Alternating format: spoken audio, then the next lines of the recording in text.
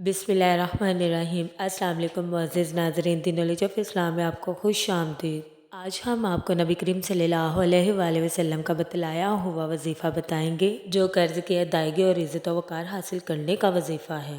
जो मेरे बहन भाई कर्ज में डूबे हुए हैं, कर्ज अदा नहीं कर सकते, जो हर तरफ से मायूस हो चुके हैं और अपना इज़्ज़त व वक़ार भी खो चुके हैं, परेशान होना छोड़ दें और इस वजीफ़े पर अमल करें। इंशाअल्लाह ताला अहद पहाड़ जितना भी कर्जा होगा तो अल्लाह ताला खुद मदद फरमाएंगे उसी टाइम। एक रवायत में है कि हज़रत मुआज़ रज़ी अल्लाह ताला अन्हा ने हज़ूर पाक सल्लल्लाहु अलैहि वसल्लम से अपने ऊपर कर्ज की शिकायत की और आप सल्लल्लाहु अलैहि वसल्लम ने फरमाया कि तुमने आल इमरान की ये आयत क्यों न पढ़ी, कुलिल्लाहुम्मा मालिकल मुल्क। ये सूरह आल इमरान की आयत नंबर 26 है। आपने 313 मरतबा इसको पढ़कर आपने दुआ करनी है कि ऐ अल्लाह मेरे ऊपर जितना भी कर्ज है उसकी अदायगी का वसीला बना दो। या अल्लाह मेरी मदद फरमा।